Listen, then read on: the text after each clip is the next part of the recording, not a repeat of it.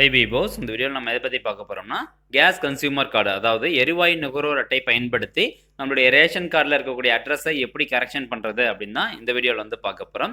So இந்த video நிறைய பேருக்கு வந்து ரொம்பவே யூஸ்ஃபுல்லாக இருக்கும்.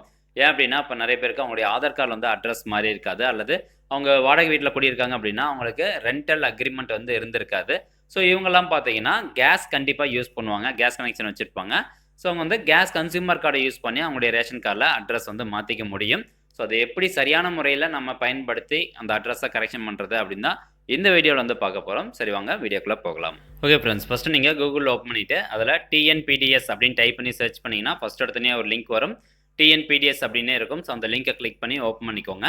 ஓப்பன் ஆனதுக்கப்புறம் ரைட் சைடில் வந்து ஸ்க்ரோல் பண்ணி பார்த்தீங்கன்னா கீழே பாருங்கள், மின்னணு அட்டை தொடர்பான சேவைகள் அப்படின்னு கொடுத்துருப்பாங்க. அது கீழே வந்து ரெண்டாவது ஆப்ஷனாக முகவரி மாற்றம் செய்ய அப்படின்னு இருக்கும். ஸோ அந்த ஆப்ஷன் வந்து கிளிக் பண்ணிக்கோங்க.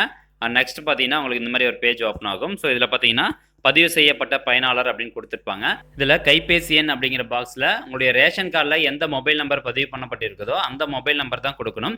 ஸோ இது வரைக்கும் உங்கள் ரேஷன் கார்டில் மொபைல் நம்பரே லிங்க் ஆகலை அப்படின்னா நீங்கள் ஆன்லைன் மூலமாக அட்ரஸ் கரெக்ஷன் பண்ண முடியாது, தாலுக்கா ஆஃபீஸில் தான் போய் கரெக்ஷன் பண்ணுற மாதிரி இருக்கும். ஓகே, நீங்கள் மொபைல் நம்பர் கொடுத்ததுக்கப்புறம் கீழே பார்த்தீங்கன்னா ஒரு கேப்சா கொடுத்துருப்பாங்க.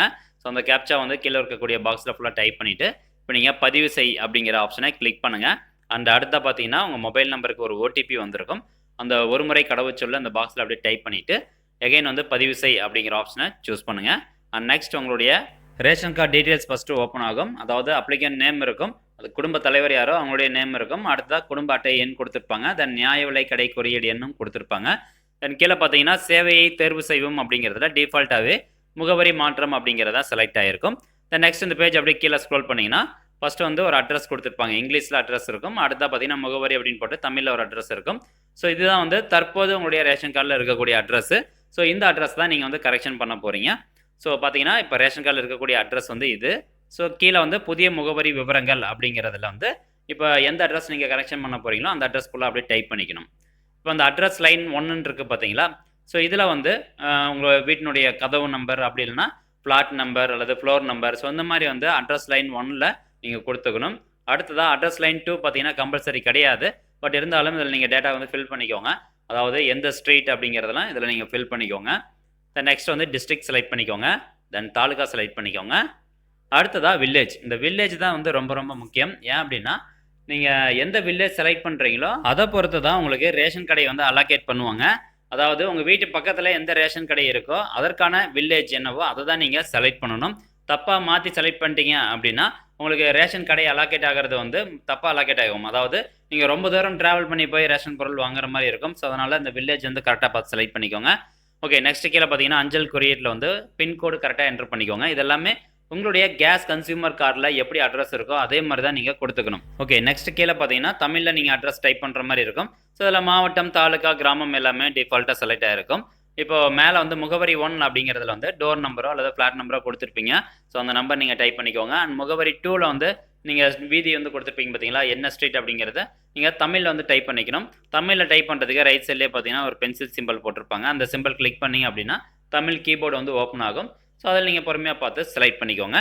ஒன்ஸ் நீங்கள் அந்த ஸ்ட்ரீட் எல்லாமே என்டர் பண்ணதுக்கப்புறமா கீழே பார்த்தீங்கன்னா மற்ற ஆவணங்கள் அப்படின்னு இருக்கும். இதில் ஆவண வகையை தேர்ந்தெடுக்கும் அப்படிங்கிற அந்த ட்ராப்டவுன் லிஸ்ட்டை கிளிக் பண்ணுங்கள். ஸோ இதில் போயிட்டு நம்ம என்ன ப்ரூஃப் அப்லோட் பண்ணுறோமோ அதற்கான ஆப்ஷனை கரெக்டாக செலக்ட் பண்ணணும். ஸோ நம்ம அப்லோட் பண்ணக்கூடியது என்ன அப்படின்னு பார்த்தீங்கன்னா எரிவாயு நுகர்வோர் அட்டை, அதாவது கேஸ் கன்சியூமர் கார்டு. சப்போஸ் உங்கள்கிட்ட வேறு எதனா ப்ரூஃப் இருக்குது அப்படின்னாலும் நீங்கள் அதை அப்லோட் பண்ணிக்கலாம். ஸோ அதில் பார்த்தீங்கன்னா மொத்தம் 15 வகையான ப்ரூஃப் வந்து அப்லோட் பண்ணிக்கலாம் அப்படிங்கிற மாதிரி சொல்லியிருக்காங்க. ஸோ உங்கள்கிட்ட என்ன ப்ரூஃப் இருக்கோ அதை நீங்கள் செலக்ட் பண்ணி அப்லோட் பண்ணிக்கோங்க. ஸோ நான் வந்து எரிவாயு நுகர்வோர் அட்டை அப்படிங்கிறத செலக்ட் பண்ணிக்கிறேன். அடுத்ததாக சூஸ் ஃபைல் அப்படிங்கிறத கிளிக் பண்ணி உங்களுடைய கேஸ் புக்கு நீங்கள் இதெல்லாம் அப்லோட் பண்ணணும். நீங்கள் அப்லோட் பண்ணக்கூடிய சைஸ் வந்து 1 MBக்குள்ளே இருக்கணும். அதே மாதிரி பிக்சர் ஃபைலாவோ அல்லது PDF ஃபைலாவோ நீங்கள் அப்லோட் பண்ணிக்கலாம். ஸோ இப்போது நீங்கள் அப்லோட் பண்ணும்போது எதெல்லாம் நீங்கள் அப்லோட் பண்ணணும் அப்படின்னு பார்த்தீங்கன்னா உங்களுடைய கேஸ் கன்சியூமர் கார்டு, அந்த கேஸ் புக் இருக்குது பார்த்தீங்களா. ஸோ அதை ஓப்பன் பண்ணி அந்த ஃபஸ்ட்டு பேஜை வந்து தெளிவாக ஒரு ஃபோட்டோ எடுத்துக்கணும். அடுத்ததாக நீங்கள் கடைசியாக வந்து சிலிண்டரை எப்போ வாங்கினீங்களோ அதற்கான ரசீது வந்து கொடுத்துருப்பாங்க உங்ககிட்ட, அந்த பில் கொடுத்துருப்பாங்க. அந்த பில் காப்பியும் நீங்கள் ஒரு ஃபோட்டோ எடுத்து ரெண்டும் ஒரே பேஜில் வர மாதிரி ஸ்கேன் பண்ணி அப்லோட் பண்ணணும். ஸோ நீங்கள் லாஸ்ட்டாக சிலிண்டர் வாங்கினா அந்த பில் காப்பி எதுக்கு அப்படின்னு பார்த்தீங்கன்னா நீங்கள் கரண்ட்டாக அந்த அட்ரஸில் தான் இருக்கீங்க அப்படிங்கிறதுக்கு அடையாளமாக தான் அந்த பில் காப்பியை அப்லோட் பண்ணணும். அதை அப்லோட் பண்ணால் தான் அப்ரூவ் பண்ணுவாங்க. ஓகே, இது எல்லாத்தையும் நீங்கள் ஸ்கேன் பண்ணி ஒரு PDF ஃபைல் வச்சுக்கோங்க. நெக்ஸ்ட்டு சூஸ் ஃபைல் அப்படிங்கிறத கிளிக் பண்ணி நீங்கள் எந்த இடத்துல அந்த பிடிஎஃப் ஃபைலோ இல்லை பிக்சர் ஃபைலோ வச்சுருக்கீங்களோ அதை செலக்ட் பண்ணிவிட்டு இப்போ நீங்கள் பதிவேற்று அப்படிங்கிறத கிளிக் பண்ணுங்கள். அண்ட் ஒன்ஸ் அப்லோட் ஆயிடுச்சு அப்படின்னா மேலே ஒரு மெசேஜ் வரும், இணைக்கப்பட்டுள்ள ஆவணம் பதிவேற்றப்பட்டது அப்படிங்கிற மாதிரி மெசேஜ் வரும்.